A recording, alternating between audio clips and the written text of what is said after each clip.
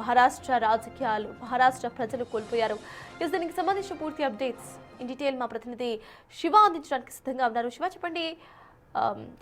ఇటు అజిత్ పవార్ ఇక లేరు అన్నట్టుగా అధికారికంగా ప్రకటించినట్టు తెలుస్తోంది. క్రాష్లో ఎవరు కూడా లేరు అన్నట్టుగా తెలుస్తోంది. క్రాష్కు సంబంధించి అసలు మెయింటెనెన్స్ లోపమా లేకపోతే ఏంటి, మహారాష్ట్ర ప్రజలు ఎలా రియాక్ట్ అవుతున్నారు? అప్డేట్స్ ఏంటి శివ? రైట్ సర్టాజ్, ఇప్పటి వరకు కొన్ని అనుమానాలు వ్యక్తం చేశారు. అనుమానాలన్నీ కూడా సివిల్ ఏవియేషన్ మినిస్ట్రీ దాన్ని కన్ఫర్మ్ చేసింది. దాంట్లో ప్రయాణిస్తున్న మొత్తం అజిత్ పవార్తో పాటు ప్రయాణిస్తున్న 6 ప్రయాణిస్తున్న మొత్తం ప్రమాదంలో చనిపోయారు అనేది కూడా అధికారికంగా మినిస్ట్రీ ఆఫ్ సివిల్ ఏవియేషన్ ప్రకటించింది. అయితే బారామతిలో బహిరంగ సభలో పాల్గొనడానికి వెళ్ళిన అజిత్ పవార్ ల్యాండింగ్ చేస్తుండగానే ఈ ప్రమాదానికి గురైనట్టు తెలుస్తుంది.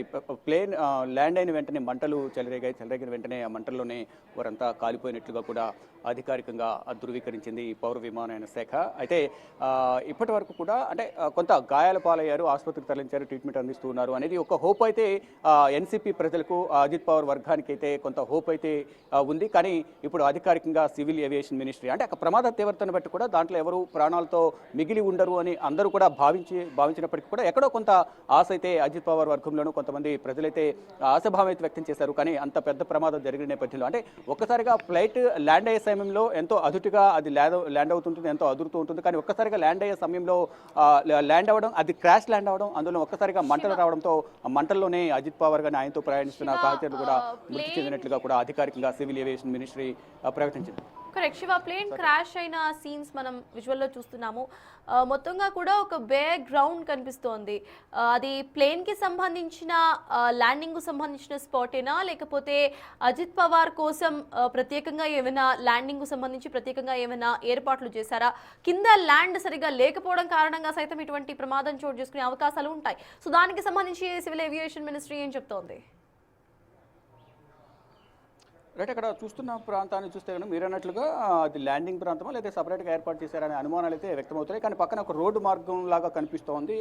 దాని మీద ముందు ప్లేన్ ల్యాండ్ అవ్వడానికి రన్వే మీద ల్యాండ్ అవుతుంది కాబట్టి అక్కడ ల్యాండ్ అయ్యి ముందుకు అనేది వెళ్లాల్సి ఉంటుంది. కానీ అక్కడ క్రాష్ ల్యాండింగ్ అనేది మిస్ ల్యాండింగ్ చేశారా, లేదా అక్కడ సపరేట్గా ఏమైనా రన్వే లాంటిది ఏమైనా ఏర్పాటు చేశారా, అంటే చిన్న విమానం కాబట్టి, మినీ విమానం కాబట్టి అక్కడ వేరే ఏమైనా ఏర్పాట్లు చేశారా అనేది కూడా ఇంకా అధికారికంగా అయితే తెలియాల్సి ఉంది. కానీ అక్కడ చూస్తున్న పరిసర ప్రాంతాలు కానీ అక్కడ ఉన్న ఆ చెట్లు కానీ ఆ విమానం పడిపోయిన తీరు కానీ ఎంతో లోయలో పడిపోయినట్లుగా కూడా మనకి అక్కడ పైన ఉన్న ప్రదేశానికి ఆ విమానం పడిన ప్రాంతాన్ని కనుక చూస్తే కనుక కొంత మిస్ ల్యాండింగ్ చేశారా, అంటే ల్యాండింగ్ చేయడంతో సరిగా ల్యాండింగ్ చేయలేదా, లేదా అక్కడ రన్వేనా కాదా అనేది కొన్ని అనుమానాలు కూడా వ్యక్తమవుతున్నాయి. వీటన్నిటి కూడా మరి కాసేపట్లోనే డౌట్స్ అని కూడా రివీల్ చేసే అవకాశం అయితే కనిపిస్తోంది. సివిల్ ఏవియేషన్ మినిస్ట్రీ మాత్రం దీన్ని అధికారికంగా కూడా ప్రకటించింది. దీనిపై ఇప్పటికే అందరూ కూడా రాజకీయ ప్రముఖులందరూ కూడా సంతాపం వ్యక్తం చేస్తున్నారు. ఇప్పటికే సుప్రియ సూలే, శరద్ పవార్ కుమార్తె, అజిత్ పవార్, శరద్ పవార్ గతంలో ఇద్దరు కలిసి ఉండేవారు. అజిత్ పవార్, శరద్ పవార్ అన్న కుమారుడు కావడంతో ఇద్దరు కూడా మొదటి నుంచి కూడా ఎన్సీపీలో ఉన్నారు. కానీ ఇటీవల కూడా కొన్ని చర్చలు అయితే జరిగాయి. ఇద్దరు కూడా కలిసి పోటీ చేద్దాం, కలిసి పార్టీ నడిపిద్దాం అనేది కూడా ఇటీవల కాలంలో చర్చలు కూడా జరిగినట్లు కూడా తెలుస్తోంది. కానీ ఈ ప్రమాదం క్రాష్ ల్యాండ్ దానిపై కూడా కొన్ని అనుమానాలు అయితే ఇప్పుడైతే ప్రజెంట్ అయితే కొంతమంది అనుమానాలు వ్యక్తపరుస్తున్నారు. కానీ దానికి సంబంధించి ఎటువంటి అధికారికంగా ఇంకా సమాచారం అయితే తెలియాల్సింది. కానీ ఒక అధికారిక కార్యక్రమంలో పాల్గొనేందుకు, బహిరంగ సభలో పాల్గొనేందుకు ఆయన వెళ్తున్న నేపథ్యంలో ఈ ప్రమాదం జరిగినట్లు కూడా తెలుస్తుంది. సుప్రియ సూలే ఢిల్లీ నుంచి, అంటే పార్లమెంట్ సమావేశాలు ఈ రోజు నుంచి ప్రారంభమవుతున్న నేపథ్యంలో అందరూ కూడా ఎన్సీపీ పార్టీకి సంబంధించిన ఇరు వర్గాలకు సంబంధించి శరద్ పవార్ వర్గం కానీ అజిత్ పవార్ వర్గం కూడా ఢిల్లీ చేరుకున్నారు.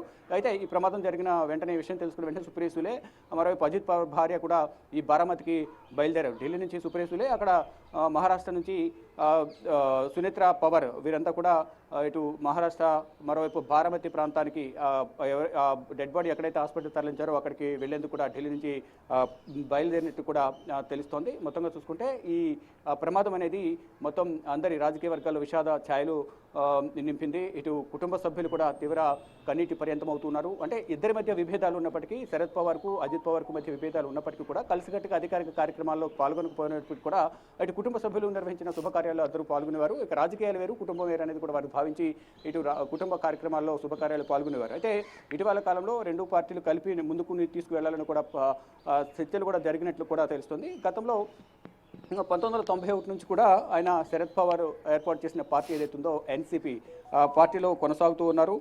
ఇప్పుడు మధ్యలో కొంత రాజకీయ పరిణామాలు కానీ ఇద్దరి మధ్య విభేదాలు రావడం వల్ల కానీ ఆయన పార్టీని వీడి వేరే పార్టీకి వెళ్లాల్సిన పరిస్థితి అయితే కనిపిస్తోంది. మొత్తంగా చూసుకుంటే ఎక్కడికక్కడ ఈ పార్టీని బలోపేతం చేసుకుంటూ ఆయనకంటూ ఒక ప్రత్యేక గుర్తింపును ఆయన తీసుకుని వచ్చారు. ఇక ట్విట్టర్ వేదిక ఒక్కొక్కరుగా కూడా స్పందిస్తున్నారు. సివిల్ ఏవియేషన్ అయితే అధికారికంగా దీని గురించి స్పందించింది. ఇక శరద్ పవార్ అన్న కుమారుడు అజిత్ పవార్ రాజకీయాల్లోకి రావడంలో అజిత్ పవార్ కూడా కీలక పాత్ర, అదే శరద్ పవార్ కీలక పాత్ర వహించారు. ఇప్పుడు దాదాపు అన్ని మంత్రివర్గాలు కూడా అందరి మంత్రివర్గాలు కూడా ఆయన ఉప ముఖ్యమంత్రిగా పనిచేశారు. అంటే మహారాష్ట్రకు అత్యధికంగా 6 సార్లు ఉప ముఖ్యమంత్రిగా పనిచేసిన అనుభవం అనేది ఆయనకుంది. ఇది పృథ్వీరాజ్ చౌహాన్ కానీ, దేవేంద్ర ఫడ్నవీస్, ఉద్ధవ్ ఠాక్రే, అలాగే ఏక్నాథ్ షిండే మంత్రివర్గాల్లో కూడా ఆయన పనిచేశారు.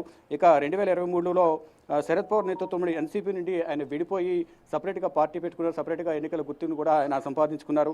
తర్వాత బారామతి నియోజకవర్గానికి ప్రాతినిధ్యం వహిస్తూ ఉన్నారు. అదే బారామతి నియోజకవర్గంలో బహిరంగ సభలో పాల్గొనేందుకు వెళ్ళిన నేపథ్యంలో అక్కడనే ఈ విమాన ప్రమాదంలో ప్రాణాలు కోల్పోవాల్సిన పరిస్థితి అయితే ఏర్పడింది. ఇక ఆయన 2024 నాటికి అంటే 65 అంటే దాదాపు 67 ఏళ్ల వయసు కలిగి ఉన్నారు. 1959లో జూలై 22, 1959లో ఆయన జన్మించారు. ఆయన మొత్తం కూడా రాజకీయ జీవితం అంతా కూడా ఎంతో విజయాలు సాధించారు. రాజకీయ అనుభవం కానీ ఆయన రాజకీయ అనుభవంతో మహారాష్ట్ర కూడా ఎంతో ఆయన ప్రాంతాలు కానీ ఇక ఇతర ప్రాంతాల్లో కూడా ఆయన అనేక అభివృద్ధి కార్యక్రమాలు చేపట్టారనేది కూడా చెప్తూ ఉన్నారు.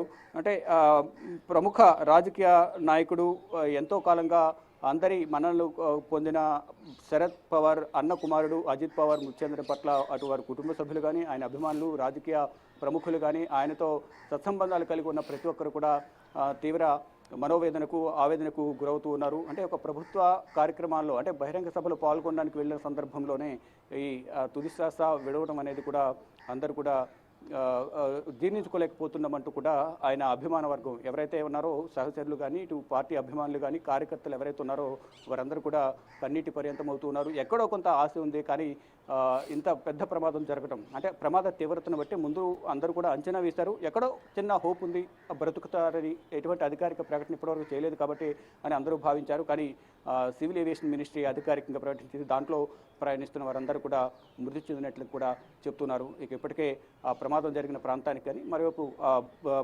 మృతదేహాలన్నిటి కూడా డెడ్ బాడీస్ని సమీపంలోని ఆసుపత్రికి తరలించారు. వారి కుటుంబ సభ్యులకు వారి అందరికీ కూడా హ్యాండ్ ఓవర్ చేసేందుకు ప్రయత్నాలు చేస్తున్నారు. ఈ నేపథ్యంలోనే ఇటు అజిత్ పవార్ను ఏదైతే ఆసుపత్రికి తరలించారో అక్కడికి ఇప్పటికే వారి కుటుంబ సభ్యులు కొంతమంది చేరుకున్నట్లు కూడా తెలుస్తుంది. మరోవైపు సుప్రియా సూలే కూడా ఢిల్లీ నుంచి బారామతి బయలుదేరారు. వారితో పాటు ఎన్సీపీ అలాగే ఇతర పార్టీలకు సంబంధించిన ఆయనతో సత్సంబంధాలు కలిగి ఉన్న నేతలందరూ కూడా అక్కడికి చేరుకుంటూ ఉన్నారు. అయితే ఈ ప్రమాదం ఎలా జరిగింది, ఏంటి, సాంకేతిక లోపమా, ల్యాండింగ్ చేసే సమయంలో ఏమైనా తప్పిదాలు ఉన్నాయా, ఏం జరిగింది అనేది కూడా ఇంకా అధికారికంగా తెలియాల్సి ఉంది.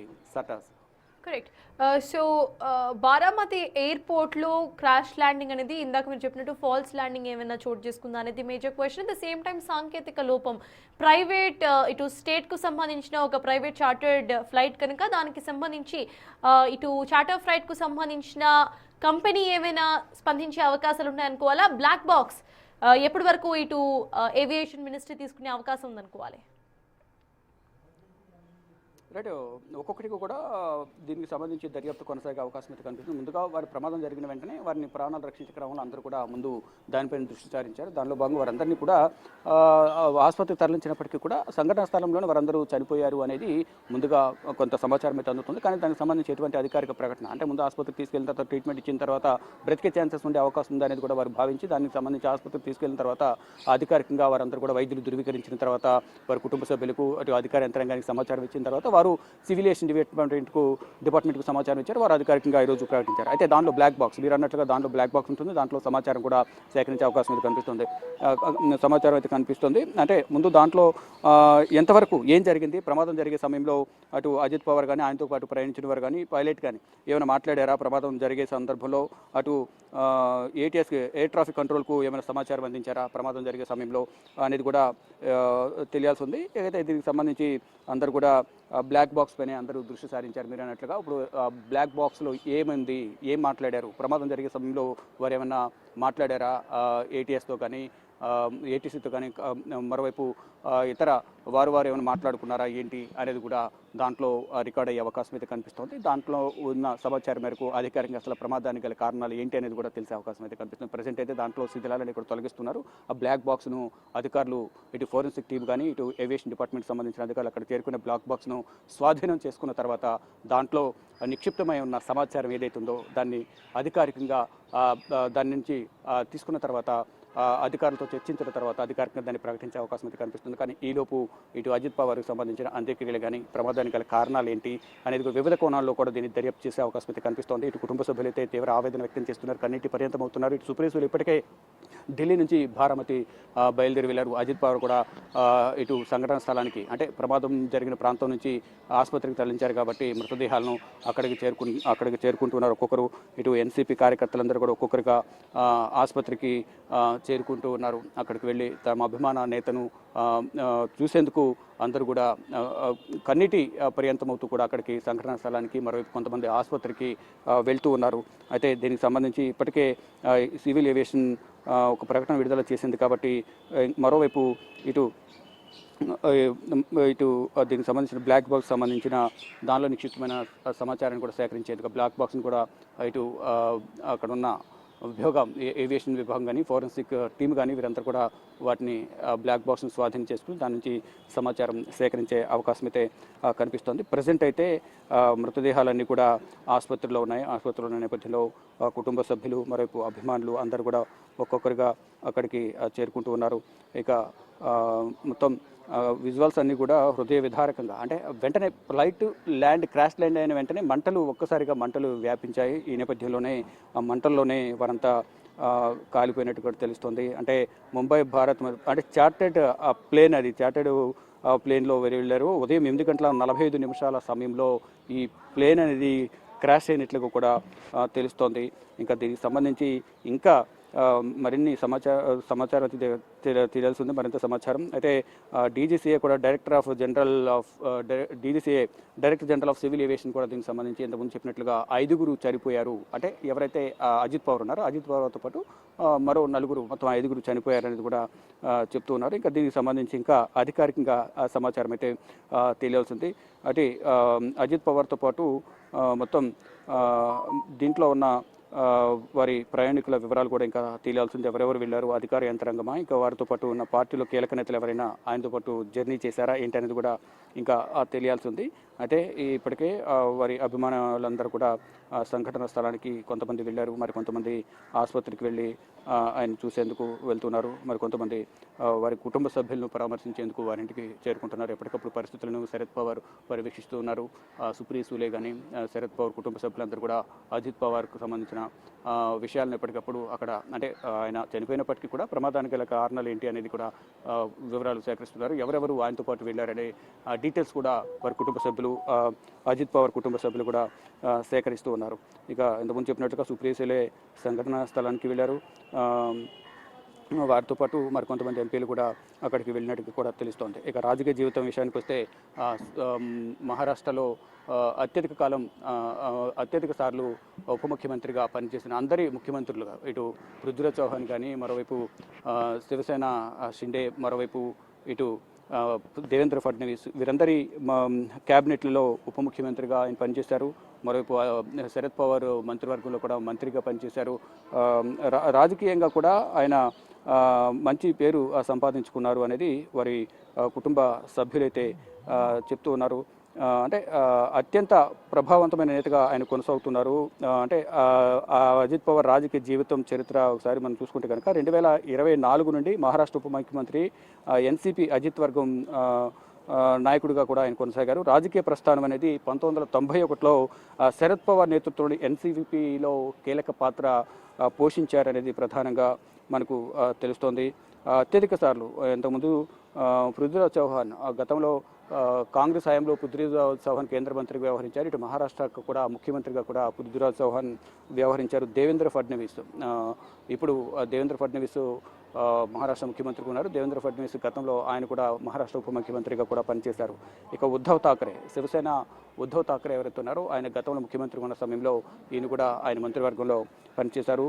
ఏక్నాథ్ షిండే శివసేన ఉద్ధవ్ ఠాక్రే వర్గం నుంచి షిండే కూడా విడిపోయి ఇటు ఎన్డీఏ కూటమిలో చేరడం, ఆయన కూడా మహారాష్ట్ర ముఖ్యమంత్రిగా పదవి బాధ్యతలు చేపట్టడం, మళ్ళీ ఇటీవల ఏర్పడిన ప్రభుత్వంలో ఎన్డీఏ కూటమిలో ఉప ముఖ్యమంత్రిగా ఆయన కూడా పదవి బాధ్యతలు చేపట్టారు. ఇటు ఇద్దరు ఇప్పుడు ప్రజెంట్ ఉన్న గవర్నమెంట్లో మహారాష్ట్ర గవర్నమెంట్లో ఇద్దరు ఉప ముఖ్యమంత్రులు ఉన్నారు. వారిలో దేవేంద్ర ఫడ్నవీస్ ముఖ్యమంత్రిగా ఉండగా శివసేన షిండే ఉప ముఖ్యమంత్రిగా, రెండవ ఉప ముఖ్యమంత్రిగా అజిత్ పవార్ను నియమించారు. అయితే కొన్ని అనుమానాలు కూడా వ్యక్తమవుతున్నాయి. అంటే అది సాంకేతిక లోపం వల్ల జరిగిందా ఏంటి అనేది కూడా ఇంకా తెలియాల్సి ఉంది. కానీ అనుమానాలన్నీ కూడా ఇది సెకండరీ. ముందు ప్రాణాలు కోల్పోయారు, ప్రమాదం ఎలా జరిగింది అనేది కూడా ముందు దానికి సంబంధించి దర్యాప్తు కొనసాగిస్తున్నారు.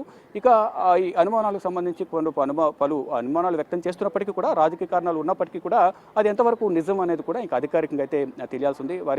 కొంతమంది కొన్ని ఆరోపణలు చేస్తున్నారు. గతంలో కొన్ని వైరుధ్యాలు ఉన్నాయి ఇతర పార్టీలతో, ఇప్పుడు కలవాలని మళ్ళా చూస్తున్నారు. కాబట్టి ఈ మధ్యలో ఏమైనా జరిగిందా అనే కోణంలో కూడా కొన్ని అనుమానాలు అయితే వ్యక్తమవుతున్నాయి. కానీ వాటిని అన్నింటినీ కూడా నివృత్తి చేయాల్సిన అవసరం అయితే దర్యాప్తు సంస్థలపైన ఉంది. దానిలో భాగంగానే వారందరూ కూడా ఈ బ్లాక్ బాక్స్ ఏదైతుందో ఆ బ్లాక్ బాక్స్ ద్వారా ఆ సమాచారాన్ని సేకరించే అవకాశం అయితే కనిపిస్తుంది. దాంట్లో అసలు ఏముంది, ప్రమాదానికి ముందు ఏమైనా మాట్లాడారా, దాంట్లో పైలట్ ఏమైనా ఏటీసీకి ఎయిర్ ట్రాఫిక్ కంట్రోల్కి ఏమైనా ఈ సమాచారం ఇచ్చారా, అజిత్ పవార్ ఏమైనా మాట్లాడారా, ప్రమాదం జరిగే సమయంలో ఆయనతో పాటు ఉన్నవారు ఎవరైనా మాట్లాడారా, ఇదంతా కూడా బ్లాక్ బాక్స్లో నిక్షిప్తమై ఉంటుంది. కాబట్టి ఆ బ్లాక్ బాక్స్ నుంచి తీసుకున్న సమాచారం ప్రకారం అధికారికంగా ప్రకటించే అవకాశం కనిపిస్తుంది. ఈ లోపు పలు రకాల అనుమానాలు అయితే ఊహాగానాలు వ్యక్తం చేసే అవకాశం అయితే ప్రధానంగా సర్వసాధారణంగా జరుగుతూనే ఉంటుంది. ఇప్పుడు కానీ ఈ ప్రమాదం పైన అందరూ దృష్టి సారించారు. అది ల్యాండింగ్ అయిన ప్రాంతం కూడా మీరు చెప్పినట్లుగా చూస్తే అది రన్వేనా లేదా వేరే ఏమైనా ప్రాంతమా, సపరేట్గా ఏమైనా ఏర్పాటు చేశారా, Ajit Pawar chartered flight land కావడానికి ఏమైనా సపరేట్గా రన్వే ఏమైనా ఏర్పాటు చేశారా, ఈ రకంగా కూడా కొన్ని అనుమానాలు కూడా వ్యక్తపరుస్తూ ఉన్నారు. ఒక్కొక్కరిగా కుటుంబ సభ్యులు కానీ, మరోవైపు పార్టీ కార్యకర్తలందరూ కూడా ఒక్కొక్కరికి ఇక్కడ చేరుకుంటూ ఉన్నారు. దానిలో భాగంగా ఇటు ప్రధాని నరేంద్ర మోడీ కూడా ఈ ప్రమాదానికి సంబంధించి ఆరా తీస్తున్నట్లుగా కూడా తెలుస్తోంది. మరోవైపు ఇటు కేంద్ర హోంమంత్రి కానీ, కేంద్ర మంత్రులు కూడా దీనికి సంబంధించి సమాచారం సేకరిస్తున్నారు. మరి కాసేపట్లోని పార్లమెంటు బడ్జెట్ సమావేశాలు కూడా జరగనున్న నేపథ్యంలో ఈలోపు దీనికి సంబంధించి క్లియర్గా సమాచారం సేకరించే అవకాశం అయితే కనిపిస్తుంది. మరోవైపు కేంద్ర పౌర విమానయాన శాఖ మంత్రి రామ్మోహన్ నాయుడు కూడా ఎప్పటికప్పుడు ఈ ప్రమాదానికి సంబంధించిన సమాచారాన్ని సేకరిస్తున్నారు. మరోవైపు director general of civil aviation కూడా ఎప్పటికప్పుడు సమాచారాన్ని పౌర విమానయాన శాఖ మంత్రి రామ్మోహన్ నాయుడుకు సమాచారం అయితే అందిస్తూ ఉన్నారు. అయితే ఈ శరద్ పవార్ కూడా ఎప్పటికప్పుడు వివరాలను సేకరిస్తూ ఉన్నారు. ప్రమాదానికి గల కారణాలు ఏంటి అనే కోణంలో కూడా ప్రధానంగా వివరాలు సేకరిస్తున్నట్టు తెలుస్తోంది. అయితే ప్రమాదం ప్రధానంగా సాంకేతిక లోపం వల్ల జరిగిందా, ల్యాండింగ్ సమయంలో తప్పిదాలు జరిగాయా అనే కోణంలో కూడా తెలియాల్సి ఉంది. మరోవైపు ఇటు వాతావరణ పరిస్థితులు కూడా అనుకూలించకపోవడం కూడా కొంత ప్రమాదానికి గురి కావచ్చు అనేది కొన్ని అనుమానాలు అయితే వ్యక్తం చేస్తున్నారు. కానీ అది ల్యాండింగ్ సమయంలో జరిగింది అనేది కూడా ప్రత్యక్ష సాక్షులు చెప్తున్నారు. అంటే ల్యాండింగ్ సమయంలో జరిగిందా, ఇంకా వేరే ఏమైనా కారణాలు ఉన్నాయా అనే కోణంలో కూడా ఇంకా ప్రధానంగా సమాచారం అయితే తెలియాల్సి ఉంది. సటర్ right Shiva, thanks for the live details.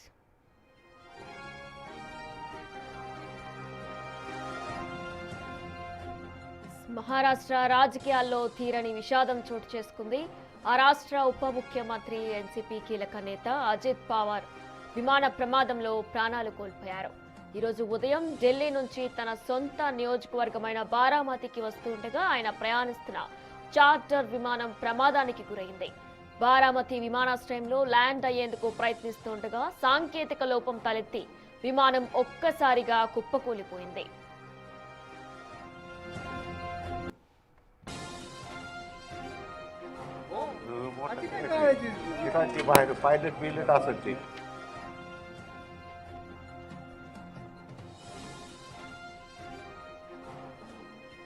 ఘోర ప్రమాదంలో అజిత్ పవార్ తో పాటు విమానంలో ఉన్నవారు అక్కడికక్కడే మరణించినట్లు అధికారిక వర్గాలు ధృవీకరించాయి.